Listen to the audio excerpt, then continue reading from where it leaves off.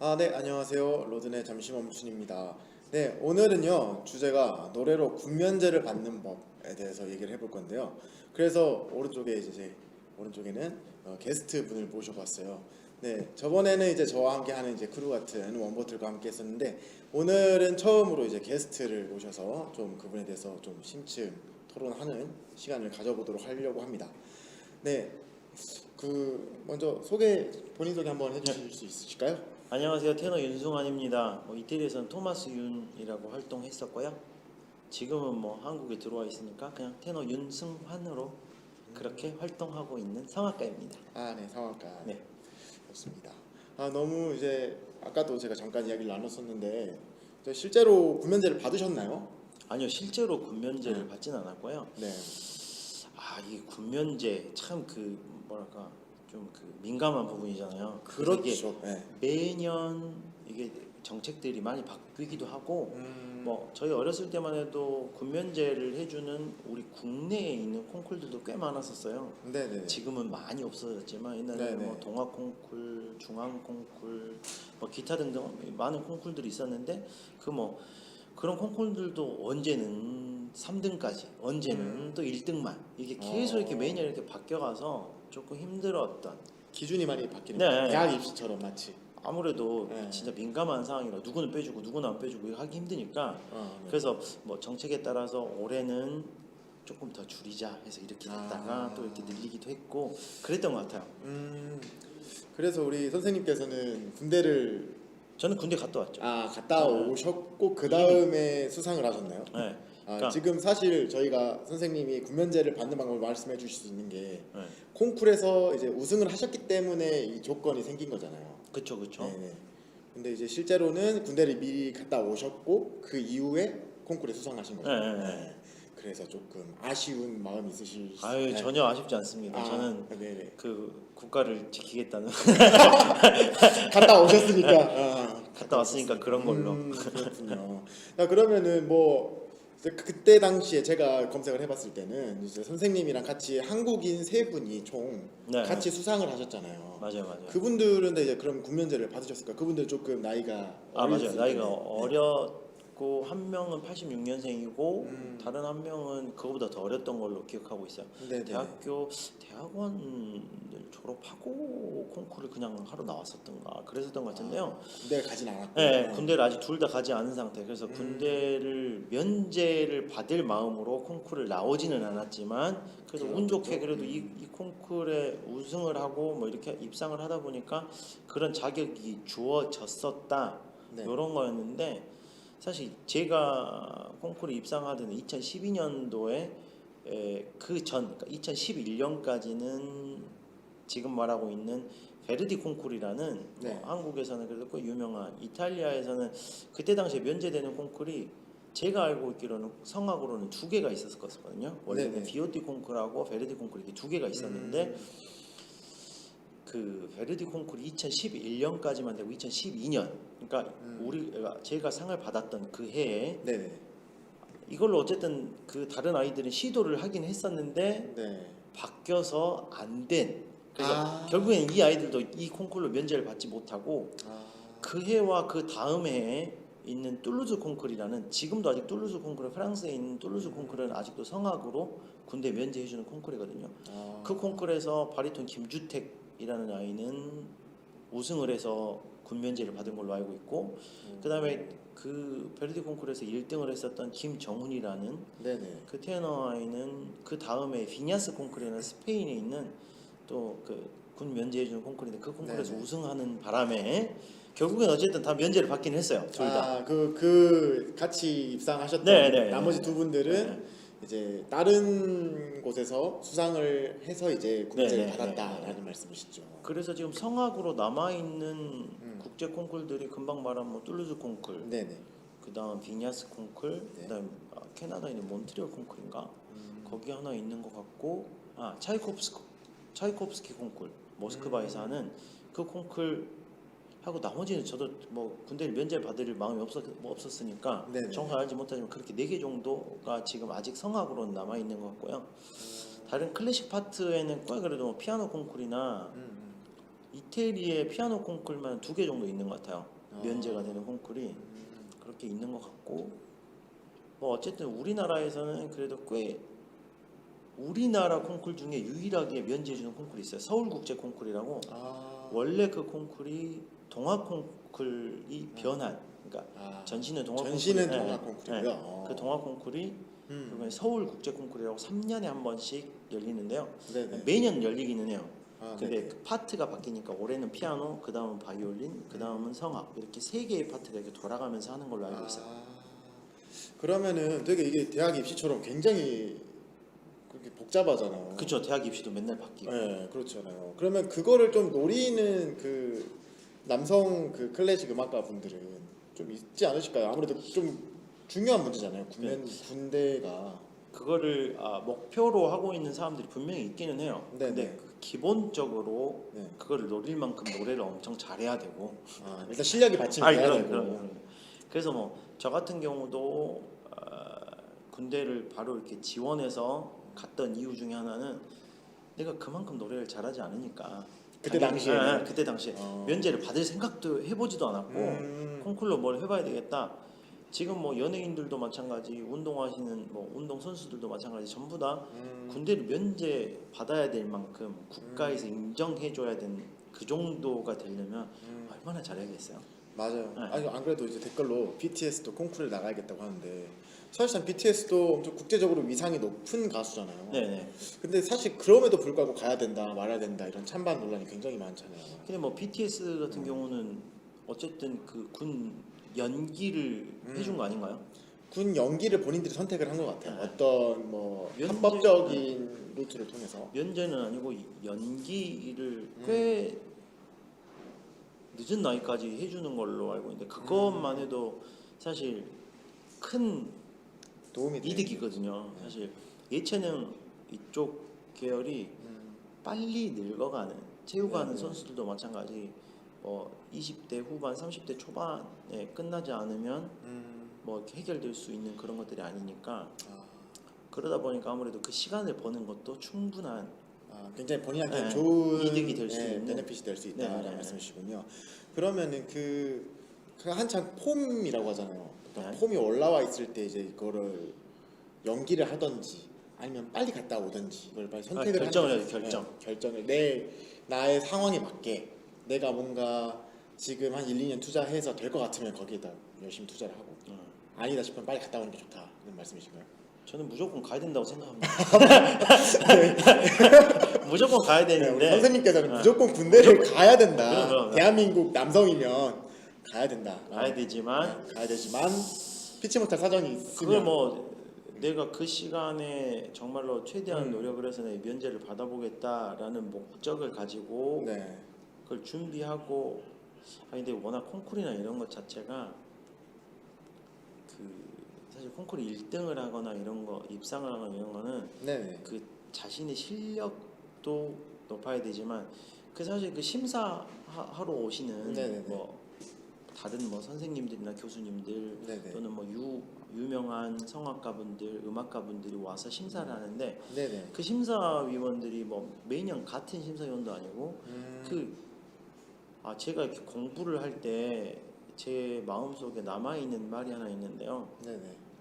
예술 지금 저희가 하고 있는 예술 네네. 분야는 그 순위를 종으로 세우지 않고 횡으로 줄을 세운다고. 그러니까 종으로 세웠으면 나나 지금 옆에 있는 로든이나 네네. 지구를 몇 바퀴 돌고 와야 내 순서가 올지도 모를 만큼의 그럴 순위가 될 수도 있지만 네네. 예술이라는 것 자체가 횡으로 세우니까 어느 누군가한테는 1등이 될 수도 어느 누군가한테는 또 꼴등이 될 수도 있는 거라. 상대적인 네, 말씀이시죠. 너무 상대적이라 올해 심사위원의 성향이 나의 음악을 좋아하는 사람이었다면 가능성이 있지만 근데 이게 정말로 큰 운이잖아요. 그렇죠. 그게 마음대로 되는 것도 아니고 거기에 맡긴다. 그리고 내가 사실 뭐 우리가 하는 예술 자체가 시간 예술이라 네네. 그 시간과 공간 안에 여기서 진짜 내가 연습하던 대로 네네. 뭐 로든도 이렇게 뭐 연습하고 이럴 때 뭐 해봐서 알지만 저도 유학 생활하는 내내 집에서 혼자 연습할 때 네. 그 놓친 명반이 몇 개가 있는지 몰라요. 그러니까 내가 지금 당장 녹음을 했으면 이 음반을 길이길이 남길 수 있었을 텐데 뭐 이런 것처럼 네네네. 그 콩쿠르를 나갔을 때 그 컨디션이나 이런 것 음. 자체가 정말로 잘 맞아떨어지지 않는다면 그러니까 거기에 모험을 하기에는 네네. 조금 너무 어려운 거 아닌가. 그래서 사실 콩쿠르에 1등하는 거는 뭐 신이나 뭐 다른 뭐 어떤 정말 여러 가지 요소들이 네. 정말 딱 맞아 떨어져야지만 가능한 것들이라는 네. 거죠. 그러니까 그것만, 그러니까 목적이 군면제를 위해서 콩쿠르를 준비하는 거는 도박이나 가깝다라는 네, 말씀이시라는 거죠. 저는 그렇게 생각하는데 네, 선생님의 생각은 네. 그렇게. 사실 정말 그런 것 같아요. 그 심사위원들은 항상 이렇게 바뀌고 그때 성향을 어떻게 딱 정해놓을 수가 없는 거니까. 그렇군요. 그러니까 그러면- 노래를 엄청 잘하는 조용필 뭐 네네. 예를 들면 우리 그냥 뭐 간단하게 이야기해서 조용필 또는 뭐 나훈아 뭐 이런 네네. 유명한 가수분들도 아 난 조용필이 좋아 라고 이야기하는 사람도 있지만 아 난 조용필이 진짜 별로다 라고 이야기하는 사람들이 있잖아요. 그런 것처럼 진짜로 이걸 절대적인 가치로 평가하겠다 라고 하는 그 절대성을 갖기가 굉장히 힘들다. 어려우니까 그렇죠. 거기에 내가 이 면제를 받기 위해서 이 콩쿠르에 1등을 하겠다 도전은 할 수 있지만 참 어려운 거기에 목매달아서는 안 네, 된다는 네. 말씀이시죠. 물론 이제 수상하게 되면 너무나 좋겠지만 본인의 어떤 커리어나 이런 거에 있어서는 당연히 이제 거기에 콩쿠르이 뭐 5년에 한 번, 6년에 한 번 있는 게 아니니까 매년 거기에 도전을 하고 그래서 좀 연기해보고 이렇게 하다 보면 시간이 또 많이 거기에 흘러가고 이런 가수분들도 꽤 계셔서 정말로 큰 결심으로 내가 이 면제를 받아야겠다 라고 생각하는 그 자신만의 결심이 없다면 그냥 안 하는 것이 그냥 쿨하게 갔다 오는 것이 빨리 훨씬 더 갔다 도움이 오고 그냥 본인이 어떤 역량을 끌어올리는데 그거 뭐 다른 투자하는 게 방법도 없구나. 있으니까 뭐 내가 사실 뭐 군대를 들어가서 네, 노래를 잠시 못한다 네, 그 생각 때문에 좀 그런 건데 뭐 군악대나 뭐 기타 등등 내 특기를 살릴 수 있는 그런 복무 방법들도 꽤 있으니까 그런 방법들을 찾아보는 것도 하나의 방법이 되지 않을까라고 생각합니다. 네, 알겠습니다. 네. 군 면제에 대한 선생님 말씀 잘 들었고요. 아, 근데 다른 것도 좀 궁금한 게 있어요. 네, 선생님이 이제 유학 생활을 이제 이태리에서 하셨잖아요. 네. 거기에서 이제 조금 뭐 꿀팁 같은 게 있나요? 유학 지금은 못 나가지만 지금은 사실 지금 유학을 준비하는 사람들이 있다면 굳이 지금 나가야 되나 결국에는 다 온라인으로 수업하고 기타도 네. 이렇게 되다 보니까 지금 뭐 유럽 봉쇄돼 있는 뭐 그런 나라들도 꽤 많고 그래서 그냥 유학 가서도 지금 아무것도 못하고 집에 있고 영상으로 수업 듣고 이렇게 한다고 하더라고요. 네네네. 그래서 많이 힘든 상황이라 사실 유학을 간다는 건 내가 뭔가 도전하러 나간 건데 네. 그런 기회들이 많이 박탈돼 있는 그런 상태라 지금은 조금 권해드리기는 그렇고 뭐 유학의 꿀팁은 그냥 살아가는 방식. 그러니까 네. 지금 뭐 우리나라에서 공부하는 학생들한테도 전부 다 해야 되는 이야기인 것 같은데 도전하는 걸 두려워하지 말고 그래서 열심히 도전해라. 새로운 뭐든지 것에. 네. 뭐든지 열심히 도전해보고 아 나는 지금 준비가 안 됐으니까 나는 뭐 아직 언어가 안 되니까 뭐, 네네. 뭐 이태리가 됐든 프랑스가 됐든 미국이 됐든 가서 나는 언어가 안 되니까 아 이거 뭐 내 능력이 안 되는데 굳이 내가 지금 가서 이렇게 도전해야 돼 그런 생각 없이 그냥 부딪혀보고 만약 기회가 된다면 기회가 되면 무조건 부딪혀보고 네. 그러니까 그 부딪힐 수 있는 용기 그런 용기가 게 가장 필요하다. 큰 꿀팁이라면 팁일 수 있는. 기회가 되면 그냥 용기 있게 도전하라가 네. 가장 큰 꿀팁이시라고요. 네. 궁금한 점은 이탈리아에서 가장 맛있었던 디저트는 뭐였나요? 이탈리아에서 제일 맛있는 네. 디저트는 뭐 우리나라에서도 많이 팔려요. 띠라미수라는 티라미수. 네, 티라미수라고 판매하고 있는 네.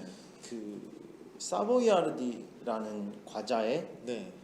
그 커피죠. 에스프레소에 담궜다가 마스카르포네라는 치즈를 이렇게 발라서 겹겹이 쌓아놓은 그 디저트가 제일 달고 제일 말 자체도 띠라미수라는 말 자체가 나를 하늘로 잡아당기는 맛이라. 그냥 천상에 약간 가는 그거는 그 비룡 그렇죠, 만화처럼 밈이 딱 뜨는 올라가는 용 지나가는 그거. 그런 건데 사실 이탈리아 사람들은 띠라미수라는 거를 그래도 뭐 밥 먹고 나서 디저트로 많이 즐기기도 하지만 그래도 가장 뭐 우리나라에서는 디저트라고 하긴 뭐하지만 아침에 네네. 사실 가장 보편적으로 많이 먹는 거는 브리오시 하나에 에스프레소 한 잔. 음. 이걸 거의 아침 식사처럼 그냥 브런치, 이탈- 저희는 브런치 느낌으로. 브런치 아니고 아침 진짜. 그냥 아침 아침 식사로요? 식사로. 저희가 미역국에 밥 먹는 네. 것처럼. 그러니까 집에서도 그냥 일어나자마자 에스프레소를 열심히 기계로 이렇게 카페티에라에 이렇게 네.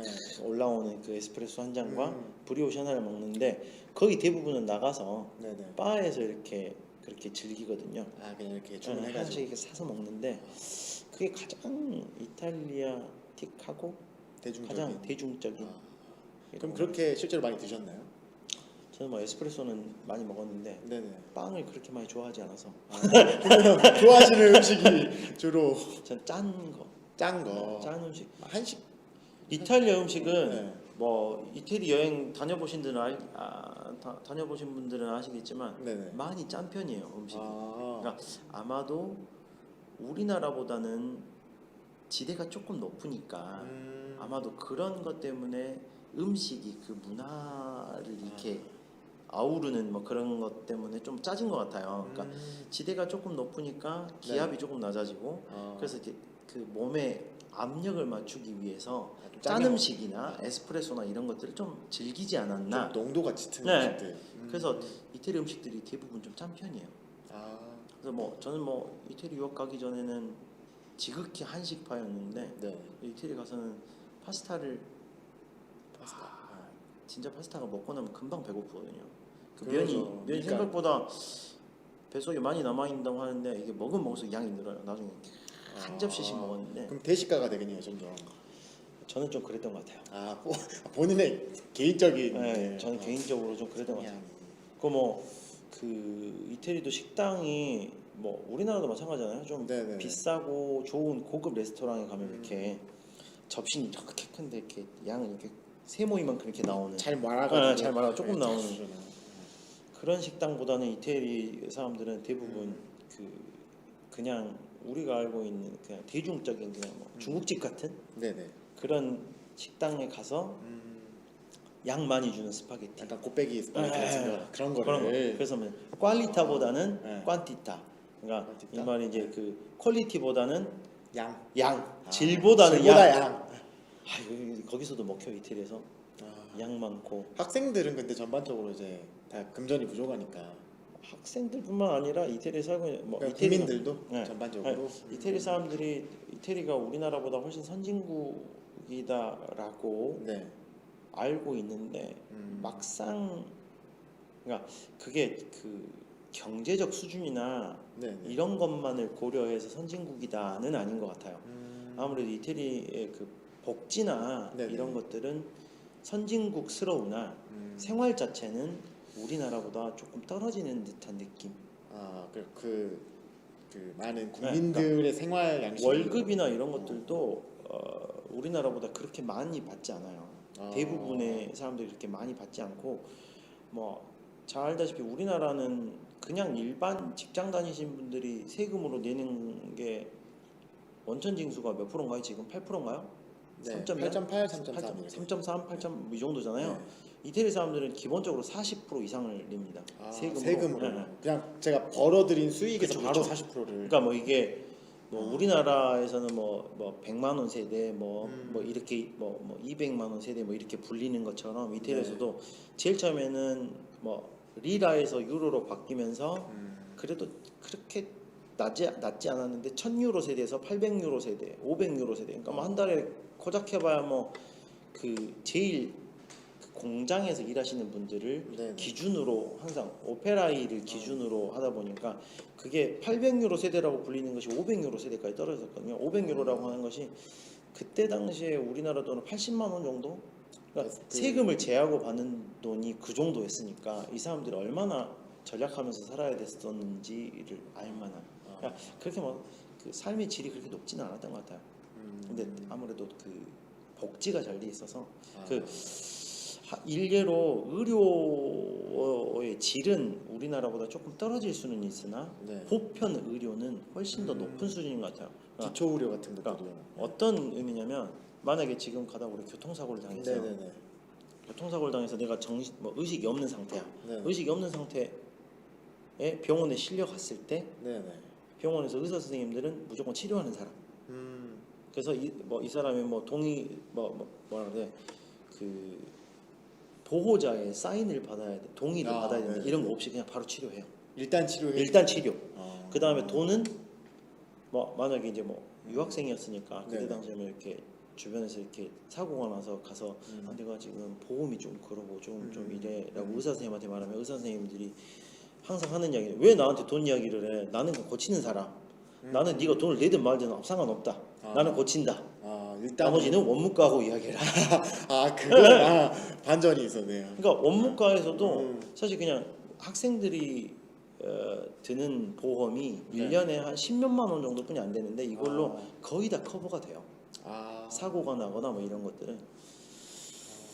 그냥 보험을 잘 들어놓으면은 뭐 그런 그죠. 문제 사고나 이런 거에 있어서는 해결이 가능한 수준이다. 네. 그러면 굉장히 잘 되어 있는 상황인데 사회 그쵸. 사회복지 이런 건 좀 좋은 편인데 근데 조금 생활 수준이 어려울 수 있다. 세금을 많이 걷고. 근데 진짜 놀란 거는 우리나라도 생각보다 세금을 꽤 많이 걷더라고요. 연봉 맞아요. 1억 이상들은 네. 한 50% 정도 가까이 내는 것 같더라고요. 세금. 그렇구나. 우리나라도. 제가 아직 거기까지는 안 벌어봐가지고 미처 몰랐네요. 제가 한번 벌어보고 말씀드릴게요. 네. 그 후기를 그때 한 번 더 그때 한 번 더 모셔야 되겠습니다. 네, 좋습니다. 그럼 이탈리아에서 그렇게 사셨을 때 뭐 꿀팁도 많이 주셨는데 이제 또 팀 활동도 하고 계시잖아요. 지금 네. 개인 활동도 하시고. 그렇죠. 네. 그러면 지금 그 라클라세라는 팀을 하고 계신데 네. 뭐 팀 활동이 더 재밌으신가요? 아니면 그 개인 활동이 더 재밌으신가요? 뭐 일장일단인 것 같아요. 그냥 뭐 팀 활동은 팀 활동대로 재미있고 개인 활동은 개인 활동대로 재미있고 뭐 개인 활동은 거의 대부분의 개인 활동이 그 성악에 국한돼 있는 공연들이 꽤 많은 편이고 저희 라클라세라는 팀으로 움직이는 공연들은 성악 공연뿐만 아니라 네네. 다양한 장르의 곡들을 부르고 다양한 음악들을 접할 수 있는 그래서 내가 조금 더 음악가의 삶을 살고 있는 듯한 느낌을 받을 때가 더 많은 것 같아요. 라클라세로 그쵸. 활동할 때가요. 왜냐하면 개인 활동은 거의 성악에 국한돼 있다고 봐도 거의 뭐 틀린 이야기가 아니어서 네. 지금까지 내가 공부했던 것 그리고 그러니까 그 스탠다드한 그 방식에서 벗어나지 않는 하지만 라클라세라는 팀에서는 새로운 시도를 해볼 수 있다. 가요도 부르고 트로트도 부르고 뭐 기타 등등의 것들을 하다 보니 다양한 음악들을 어떻게 하면 잘 전달할 수 있을까 이런 것들을 새로 이렇게 도전이라고 봐야죠. 저희들이 나름.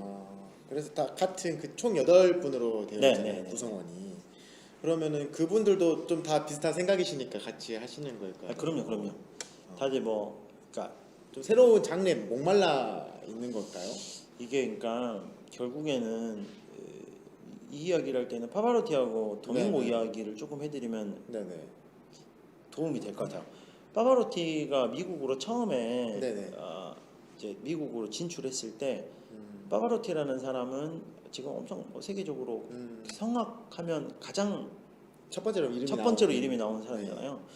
파바로티도 미국에 제일 처음에 갔을 때 나는 나만의 그러니까 파바로티라는 나의 그 아이디를 갖고 싶은 네. 그 욕구가 조금 있어서 그 농약 CF 아무도 건드리지 않은 농약 광고도 찍고 뭐 TV 쇼에도 나가고 가요도 부르고 지금 네. 파바로티와 친구들 뭐 이런 뭐 그런 컨셉으로 공연도 하고 그랬었잖아요. 네네. 그래서 그냥 성악만 아닌 여러 장르를 이렇게 같이 했었던 그 이유는 어떻게 하면 클래식이 조금 더 친근하게 다가갈 수 있을까? 그래서 이렇게 다가간 대중들이 네네. 클래식 공연으로 어떻게 하면 끌어들일 수 있을까의 그 고민에서 시작이 됐었는데요. 도밍고는 보면 또 그냥 나는 진짜 정도의 길을 가겠다, 성악가의 삶을 살겠다라고 결정을 하고 뭐 여타의 뭐 CF나 뭐 기타 등등 이런 것들은 하지 않은 네네. 그렇게만 공연을 했었는데 사실 이것도 저희 음악계에서는 꽤 얘기가 많았었던 이야기거든요. 그러니까 어떤 게 맞냐? 어떤 게 맞냐? 네가 말한 대로 파브로티가 네가 말한 대로 그렇게 공연을 해서 정말로 순수하게 네. 우리 클래식 공연장을 찾은 클래식의 팬이 된 사람은 과연 몇 명이나 되냐? 생각보다 그렇게 많지 않다. 그래서 굳이 이걸 대중화한다는 이야기로 이렇게 늘리는 게 의미가 있냐라고 이야기하는. 그러니까 저희도 우리 팀, 그러니까 라클라세라는 팀이 시작된 것도 어떻게 하면 그냥 너무 그 매니아층에만 국한돼 있는 사람들에게 더 많이 친근하게 다가갈 수 있을지에 네네. 대한 고민에서부터 출발한 팀이었는데 네네. 정말로 이렇게 해서 저희는 열심히 광고를 하죠. 네. 클래식도 그렇게 재미없지 않다, 재미있을 수 있다. 그래서 저희가 하는 공연들도 이렇게 재미있어질 수 있으니 많이들 찾아와 주시라라고 열심히 이야기하고 있는데 네네. 그게 정말로 유입이 되고 있는지 아닌지는 아직은 알 수 없죠. 아직은 알 수 없죠. 네. 그래도 도전을 하고 계신 거잖아요. 네, 열심히 도전하고 있습니다. 그래서 저는 잘 되고 있다고 생각이 드는 게 최근에는 뭐 열린 음악회 무대에 서셨잖아요. 네. 그게 잘 되고 있다는 증거 아닐까요? 그러니까 너무 과대 해석인가요, 저의? 그래도 뭐 아무 뭐 매니지먼트가 있거나 뭐 이렇지 않은 그 열심히 뛰어다니고 열심히 그렇게 살아왔었으니까 거기에 대한 답으로 네. 선물이다. 선물처럼 이렇게 준 공연 뭐 그런 방송들이었는데요. 열린 네네. 음악회도 그랬고 EBS 스페이스 공감이라는 프로도 그랬고 이런 프로들이 참 선물처럼 열심히 살았다 너네들 그래서 한번 이렇게 한번 해봐라 네네. 라고 준 것 같아서 참 고맙게 잘 받았지만 네, 받았지만 이게 우리가 정말로 이렇게 해서 정말로 너희가 이렇게 클래식을 우리가 뭐 열린 음악회에 나가서 클래식 곡을 완벽하게 이렇게 부르고 이러지 않았었으니까요. 네네네. 거기서 이제 그 라클라스테로서 네. 뭐 다양한 장르의 곡들을 부르신 거잖아요. 네. 그러면은 뭐 그런 무대에서 섰을 때 좀 다른 비슷한 크기의 공연들과 비교했을 때 좀 다른 점이 있던가요? 열린 음악회가. 사실 저희들은 일반인들은 이제 공연 같은 걸 보면은 딱 그 멋있는 공연 3분, 4분, 5분 딱 그것만 딱 보는데 다른 거는 잘 모르잖아요. 카메라 안에 모습만 알고. 플레이어로서 뭔가 다른 점들, 다른 공연과는 다른 점. 올해 2020년에 특수성 때문인지 그런 다른 큰 느낌을 받지는 못했어요. 왜냐하면 열린 음악회라는 그 공연의 형태도 네네. 사실은 관객들과 함께 이렇게 호응하고 이런 열려 있는 공간에 열린 음악회인데 네, 그렇죠. 이 코로나 사태 때문에 관객이 없이 그냥 진행된 공연이어서 사실 그 바로 오는 리액션을 우리가 느끼지 못해서 사실 그런 것들이 조금 아쉽기는 해요. 그 현장감이라는 게 네. 있는데 사실은. 그래서 뭐 저희 팀으로 열심히 큰 뭐 세종문화예술회관 대극장에서도 공연했었고 뭐 롯데 콘서트홀이나 그러니까 우리나라의 큰 공연장들에서는 그래도 꽤 라클라세라는 이름으로 많이 섰었는데 네네. 클래식 제가 오페라를 하거나 이런 것과 조금은 다른 거는 리액션이 조금 더 빠르다는 것. 그냥 아무래도 친근한 음악들이고 조금 더 이렇게 잘 다가올 수 있는 공연들이어서 그랬던지 아는 곡이니까. 네, 그래서 조금 더 이렇게 잘 다가왔던. 그래서 사실 저희 클래식 하시는 분들이 꽤 많이 고민을 하거든요. 네네. 어떻게 하면 조금 더 가깝게 다가갈 수 있을까? 어떻게 하면 오페라라는 장르가 뭐 대부분이 외국어로 제작이 돼 있는 그래서 문화를 같이 이렇게 공감하기는 쉽지 않잖아요. 언어가 다르다 보니까. 네네. 근데 뭐 언어가 다르다고 해서 꼭 이해를 못한다라고 하기에는 또 음악의 특수성을 무시하는 이야기 같이 들릴 수는 있지만 네네. 장시간 동안 하는 공연들 이런 공연들에서 언어가 다르다는 것이 가장 큰 그 단점인 것 같아요. 그러니까 바로 우리가 이해 들을 수가 없으니까요. 네.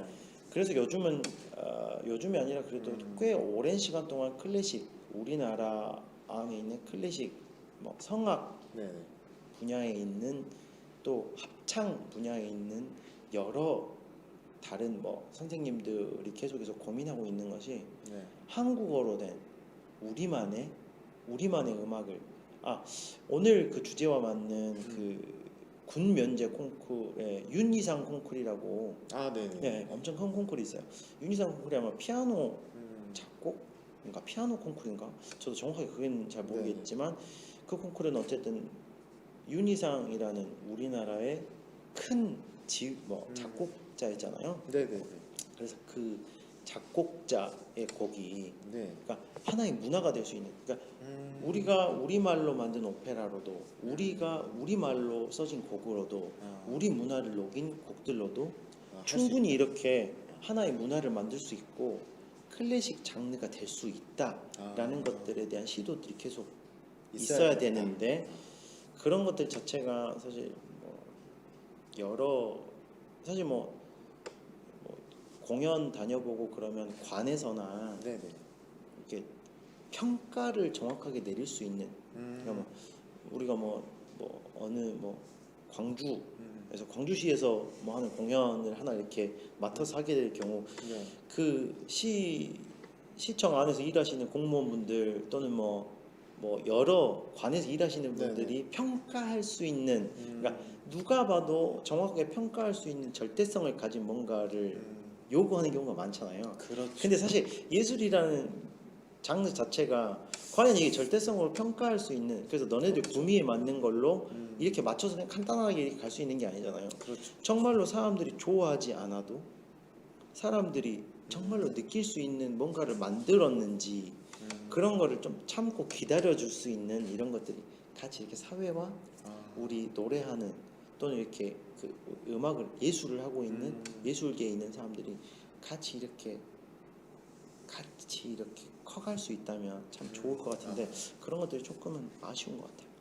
그러니까 좀 그런 어떤 환경이 좀 네. 너무 사람들은 바로바로 자기가 듣고 싶은 걸 듣고 네. 싶어하고 근데 선생님께서는 좀 더 사회가 좀 다양한 시도들을 할 수 있도록 좀 열려 있는 마음이면 좋겠다라는 말씀이시죠? 그렇죠. 그러니까 음악을 신의 영역이라고 아까 이제 신의 말씀하셨죠. 영역이라고 이야기를 꽤 많이들 해요. 네네. 그러니까 음악이 없는 삶이 얼마나 피폐해질 수 있고 그러니까 음악을 그냥 네네. 하나의 가치로 보지 말고 정말로 여기에는 그냥 어떤 결과물이 나오지 않더라도 국가적으로 또 우리 같이 사회적 공감대로 너네들한테 조금 이렇게 투자 그래서 이 문화를 계속해서 결국에는 우리나라에서 몇 분에 한 명씩 자살하고 이런 좀 그런 사회 네. 문제가 많이 있죠. 그런 문제가 많은데 이런 걸 해결할 수 있는 것도 사실 사회적으로 제도나 이런 것들도 있을 수 있지만 하나의 위로가 될 수 있는 우리의 음악 어떤 문화, 예술 작품 이런 문화가 네, 좀 많이 이런 것들로 열렸으면 좋겠다. 그런 가치들로 조금 평가해 주셨으면 하는 좀 그런 생각이 좀 요즘 많이 드는 것 같아요. 그러니까 어떤 대학 입시를 위한 예술 말고 네.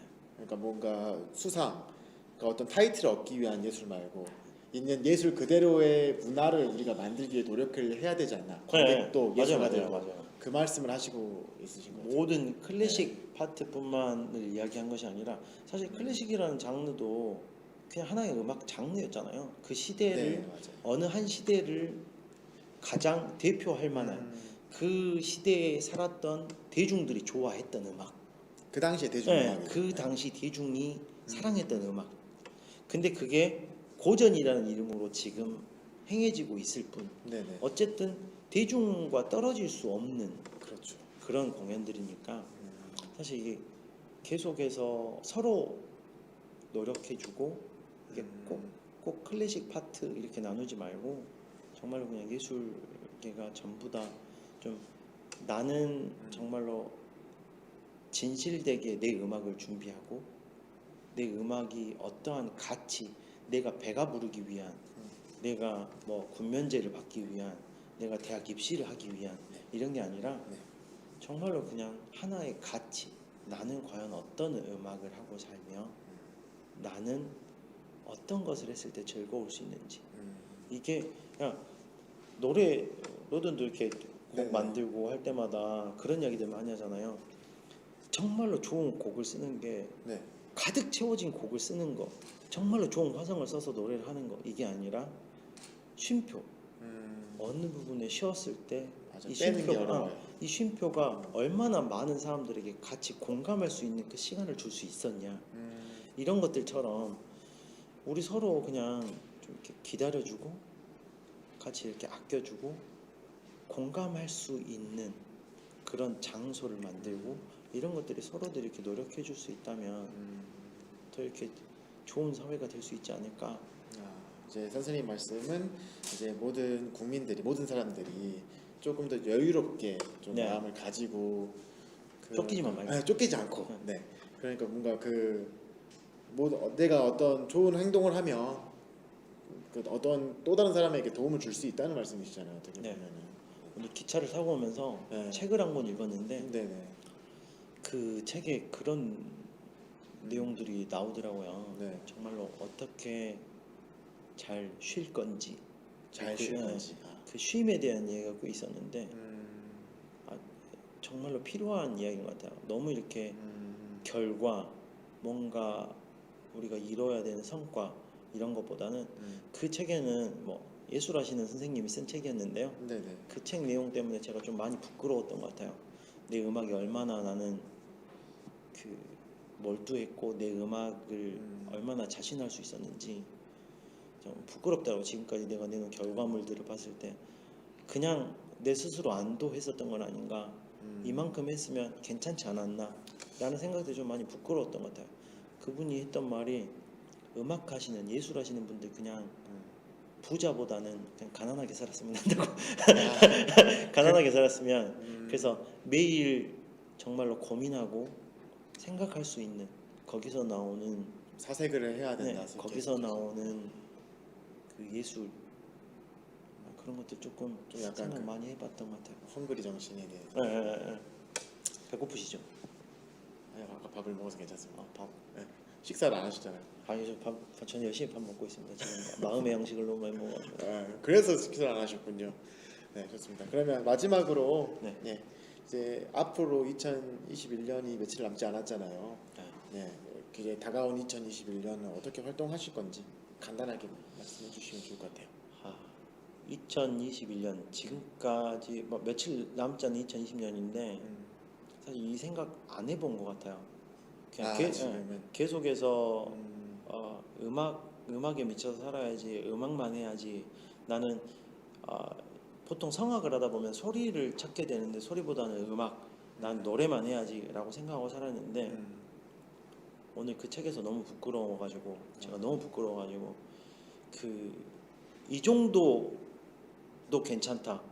사람들은 이해해줄 수 있을 거다라고 생각하지 않는 계속해서 정말로 어느 사람이 들어도 느낄 수 있고 그럴 수 있는 보편적인 것들을 찾아갈 수 있는 그런 음악을 끊임없이 고민하고 생각하는 그런 삶을 좀 살고 싶어요. 2021년은 정말로 계속 고민해보고 싶어요. 그러면 제가 섭외한 분과 다른 분을 섭외한 것 같은데 오늘은 다른 분이 업그레이드 돼서 오셨으니까 네 다른 분이 오셨어요. 네 그래서 굉장히 좀 내년에는 좀 더 저는 클래식이 거의 문외한이니까 제가 느끼기에도 정말 좋은 음악이다라고 느낄 수 있는 그런 음악을 하실 것 같아요. 그러면 내년에는. 그러도록 열심히 노력해 보겠습니다. 네. 클래식으로는 그래도 올해 이렇게 공연을 거의 거의 전무하다시피 이렇게 쉬고 있어서 그렇죠. 내년에는 모든 사람들이 조금 여유를 빨리 되찾아서 지금 다들 배고프고 다들 힘들잖아요. 맞습니다. 이게 빨리 해결이 돼서 네네. 다들 그 여유로움으로 다들 이렇게 같이 공감할 수 있는 그런 무대들이 조금 더 많이 생기고 그런 무대들에서 부끄럽지 않을 만큼 준비되어 있는 자세로 또 열심히 음악하고 열심히 말도 안 되는 이야기도 해가면서 그렇게 만나고 싶어요. 이제 관객들과 네. 좋은 모습으로 만나고 싶다라는. 네. 그럼 저도 마찬가지예요. 저도 아무래도 그쵸. 음악을 하니까요. 이제 관객들이랑 빨리 만나는 게 음악하는 사람들의 네. 일단 첫 번째 소원인 것 같아요. 빨리 만나고 싶다. 관객들과. 그러게요. 네. 빨리 만나야 되는데. 네, 그러면 저희가 빠른 시일 내에 좀 사회가 안정이 되고 좀 사회 문화 어떤 문화예술 쪽도 꽃피우기를 기원하면서 오늘 방송은 여기까지 하는 걸로 해보겠습니다. 네네네. 오늘 너무 우리 토마스 윤 선생님 나오셔가지고 좋은 말씀 해주셔서 너무 감사드리고요. 다음에는 이제 조금 더 다음에 재미있는 걸로. 다음에 또 제가 또 열심히 파봐가지고 또 재미있는 소재를 또 가지고 와서 네. 재밌는 말씀 해주시면 좋을 것 같아요. 아유, 네, 그럼 또 이제 언제든지. 먼 길 가셔야 되는데 네. 그럼 오늘은 일찍 보내드리도록 하겠습니다. 고맙습니다. 네, 감사합니다. 네, 감사합니다. 지금까지 로든의 잠시멈춤이었습니다. 네, 다다음 주에 2주 후에 또 새로운 게스트분과 잠시멈춤을 할 예정이에요. 그러니까 또 그때도 많이 오셔서 댓글 많이 달아주시면 감사하겠습니다. 네, 지금까지 로든의 잠시멈춤이었습니다. 감사합니다. 고맙습니다. 안녕.